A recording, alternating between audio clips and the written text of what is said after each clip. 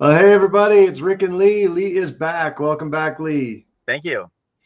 So you And were on a boat, on a river, on a car. What were you doing? yeah, just a little floating in the woods, which is what I like to do when I'm not pursuing real estate activities. Very nice. Yeah. Very nice. So how does one how does one take a vacation? Like you talk to realtors like time blocking. We were joking that if you were going to leave, the world was going to blow up and you're going to get 15 listings because you're going out of town. So, And that's so what ended true. up happening? That's true. I mean, I was lucky this trip. I have two. Well, I have a bunch of really good friends in the business, but I have two great friends. One, I have a guy who kind of helps me out when I'm out of town, who's a great agent, and then I have another guy who, in this particular instance, I was out of town and I wanted to have an open house at one of my listings, and he was able to hold it open and had a really good open. So just having those folks in your corner who can help you out is key. Yeah. So what kind of arrangements do you make if somebody holds your house open, your listing open? Which I think, if you can't hold it open and generate your own leads, I think definitely let someone else do it. I totally changed my mind on that from when I was an independent broker. How do you handle the leads that come in, or how do you when you say, "Hey Bob, cover for me"? So if it's an open house, if it's kind of your standard, real like physical open house, then essentially the person who does the open, the leads are really theirs, and I encourage them to, have some kind of lead capture and follow up system in place and see. And I tell them, I'm like, look, sell my listing. See if you can sell that property. If you can't sell that property, then pick up a buyer or a seller, either one. I mean, maybe you could find somebody in the neighborhood who is looking to sell or someone who is looking to purchase. So, I mean, I mean, a lot of these listings, like this particular listing, is in a phenomenal part of town. It's an area that I'd love to work in as much as I possibly could. Yeah. Hmm. And what's neat is, what the way real estate is set up is like you get, the seller wants it held open. You want to sell the house, so you want it held open, but it's like free labor, right? And the payment is go out and prospect, leverage my listing to your benefit. Exactly, and it's collaborative, which is what I love about it. I mean, Totally. it's like sometimes I will hold open houses for other agents who aren't even in my brokerage, who I think are great agents, and it just kind of encourages it's just a really good way of doing business, I think, because it's encouraging collaboration. It's helping each other. It's really what you and I try to do in the business in general. Yeah, I remember there was a period for a while. I haven't done open houses lately just because of COVID, but in areas where you can do this and with firms that you can do this, I had a coach for a while who said, "Hey, if you want to find $1 million clients, they're walking into $1 million homes. Hmm. And if you don't have a $1 million listing, call someone else who does." So Right. I'd open the MLS and I would just start calling listing agents and I'd say, "Hey, Lee, Rick Janson, realtor, how you doing? Hmm. Hey, I'd see you've got this great new listing over on 123 Main Street. Can I do you a favor? Can I hold that open this Saturday for you from 11 to 1? I'm sure you're super busy, but I want to give it the exposure it deserves, so that you can get it sold. Would you mind? Can I do you that favor?" Yeah, And some and would say that's yes, some would say no. And sometimes I'd get an open house within 7 minutes. Sometimes I'd get one in an hour. hmm. But inevitably, I was then doing $1 million open house every Saturday. See, and in my market, I mean, for maybe it's just because of the people I've come in contact with over the last few years, but that's like in my market, that's almost flipped. I have people who are emailing me saying, "Hey, here's 5 homes, all in great neighborhoods. Would you be willing to hold any of these open?" Really Oh nice. yeah, yep. And they're all. I mean, Seattle is such an incredible real estate market that they're all in areas that I would love to list and sell in. So it's kind of a no brainer. I mean, yeah, I don't have time to do all the opens I would like to do, but I try to do as many as I can. And then if somebody inquires with me about one of my listings, the only time I wouldn't allow them to do one is if the seller like expressly doesn't want that to happen. But by and large, I'm always going to say yes to that. Yeah. Now, are you teaching like Doug and Eric to pick up your overage? No, and actually, I'm kind of right at that threshold where it's like probably will need to be doing that moving forward, Yeah. as I take more listings and I've got more going at once. I mean, it kind of depends on how many I have at the time, but Sure. yeah, definitely. And I would do the same for them, you know? Yeah. Hmm. Now, what do you do if you have a junker? Do you still hold it open? You know, I mean, I'm not opposed to it because people still, I mean, it's, you know, this is kind of funny. I met two of my best buyer clients ever at an open house about a year and a half ago that um, was it was a real dumper. And it was a listing from another agent. And it was in my market, it was a low price point. What you're going to attract there is people looking to fix it up. And it actually was, I mean, I will say this, it was a very busy open. I had like 17 people in 3 hours or something. I mean, it was a lot of people like through the home, and the home needed a lot. And the listing agent, I think, would concur with that. And it did eventually sell, but it wasn't easy to sell because of these issues. It needed a gut job, and it needed some structural things. I mean, it was way beyond what the normal buyer would want to take on. But those kinds of listings can attract good prospects. Yeah, absolutely. And the fun thing about a junker is you end up getting cash investors who don't like working with realtors. So Yeah, they're not in bed with anybody, right? And right, they like to keep it open, and they say, hey, you find it for me, I'll fix it, and you can list it. right. So now you develop a buyer list of cash buyers. If you want to Hmm. make money fast, who's faster than a 10-day close, cash, no bank, no Right, appraisal, right, right. And right? these buyers, both of these buyers were VA buyers looking to invest in multi-unit, potentially looking to put zero down, looking for fixer uppers. Um, you know, there's phenomenal folks out there like that. So you just put yourself in those positions, and you know, I mean, as an agent, I mean, I was doing, you know, prior to the pandemic, I was doing 16 open houses a month, which is crazy. And you know, but I mean, it Good was, days. yeah, it was. I mean, well, I met somebody at a live event like 2 years ago, and she was doing the same thing, like 16 to 18 opens per month. And she basically told me, she was like, "Look, within 3 months, that transformed my business. Like, I'm Mhm. gonna be honest with you. Like, I sold millions of dollars in real estate basically from nothing because I committed to doing that, and that's what happened." And it's sort of like we're always saying. I mean, everything works as long as you do. Right. You know. And like you said, you can't just say, I'm going to hold it open, pop it in realtor.com and show up with no prep.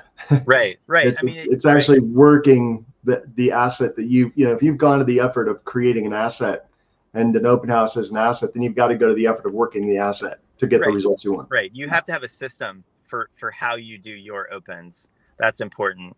And you also, more importantly, I think you have to have a system for the leads, because a lot of people do open houses with and they lack purpose, and they don't capture the leads that come in.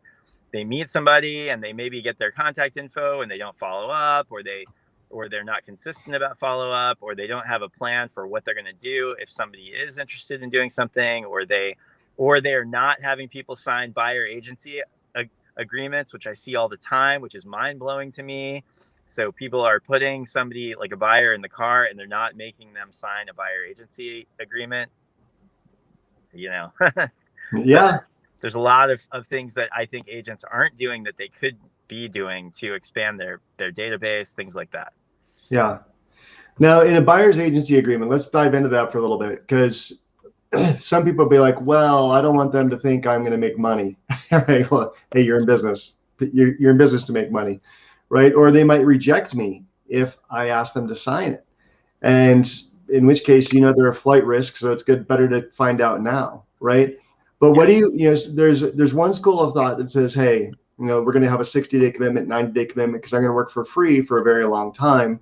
And I don't get paid until we close. And I just want to protect my time, to make sure that when I'm taking time away from other business, taking time away from my family, that there's a light at the end of the tunnel. Mm-hmm. So you have a 90-day commitment or something like that. There's another school of thought that says, hey, fire me anytime if I'm not doing my job. Mm-hmm. Which camp are you in? I mean, I would say probably the first camp. I mean, my take on it and my script. I mean, I have a script for this. My take on buyer agency agreements is, I mean, it's very, very simple. It's, if you want an agent to work hard for you, then it's like both sides have to commit to the process. And that's part of committing to the process, is signing a buyer agency for a period of time. And I tell all my clients, buyers and sellers, if you are not satisfied with how I'm approaching this, you can fire me anytime. Doesn't matter. Huh. Anytime. That's my policy in the business. When I was in property management, I took that approach there as well.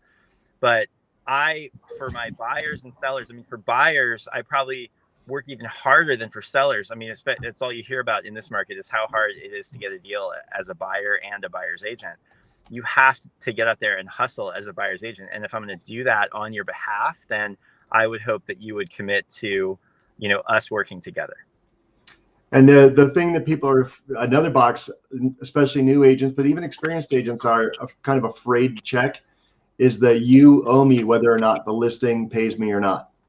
Right. And I think that, my script on that one is, hey, it encourages me to look at discount listings. It encourages me to look at for sale by owners. And,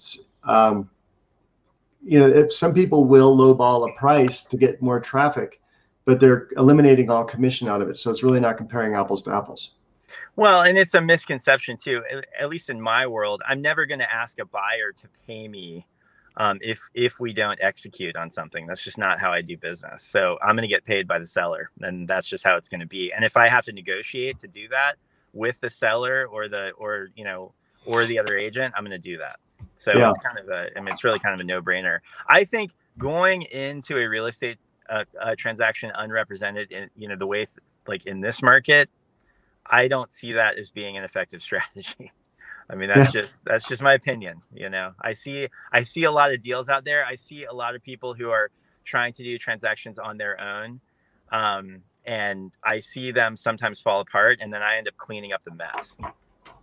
Yeah, absolutely. And a buyer's agent, I mean, we work hard, right? That's a lot harder work than listings, which is why every coach on the planet's going to tell you, control the listings, you control your business, you control the market, you control the timing, you control your income, and it's a higher higher pay per hour, because once you get the listing, you can offload the photography, the videography, the website creation, the marketing, the postcards, all of that, right? You can delegate that. So dollar per hour, a listing is finite.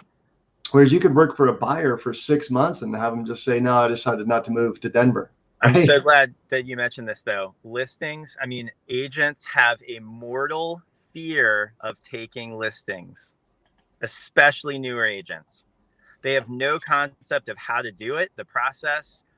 They are so afraid of messing it up, or, there's so many things, but I know so many agents in my market where if I threw them a great listing and I said, take this to the finish line, they probably wouldn't even take it, because they'd be so scared about what to do. And, oh my God, I'm going to mess it up and all of that.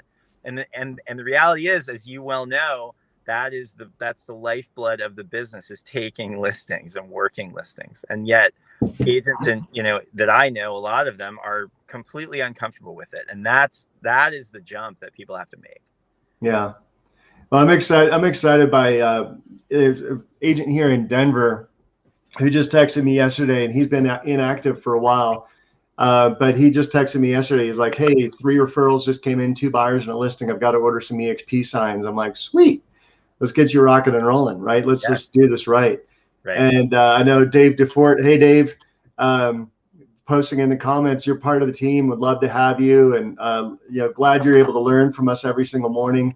We're looking forward to more people hopping on this thread, whether it's live or, recorded. Anytime you want to reach up to Lee, 206-419-8303. Anytime you want to reach me, text me at 303-589-2320. Of course, that's, kind of below here. And we'd love to just kind of pour into you some more in one-on-one calls. Like, let's break down and analyze your individual business. If you're wanting to call either one of us, we're totally willing to help you out and want to help you out. Grow your business. We'll do a free business analysis for like 30, 60 minutes, whatever it takes. Right? We want to introduce you some free real estate coaching from some of the top coaches in the country that have had massive influence on our businesses. And we want to see you not be the 85% that fail in 2 years, right? Exactly. Or even worse, you've been in it for 5 years and you're still stuck at 50K, right? Like, if you've sweated it out and you've made it this far, let's get you over the finish line. Let's get you across 100, past 150. So please feel free to reach out to Lee, reach out to me. Lee, it's great to have you back. Always good to see you and talk to you. You good to be back. Me up first thing in the morning. I just, like you were saying, I mean, anybody, I mean, I've taken, a few texts and calls recently that were of that nature. I work listings every day. And if anybody needs help as far as their business goes, as far as working sellers, reach out to me because I'm happy to help any agent out there who's watching this or is kind of at that point where they're maybe, they've worked a bunch of buyers and they're ready to kind of jump over to the listing side. I would love to help you. So. Awesome. Well, make it a great day, buddy. I'll talk to you tomorrow. Sounds good, man. I'll see you then. All right.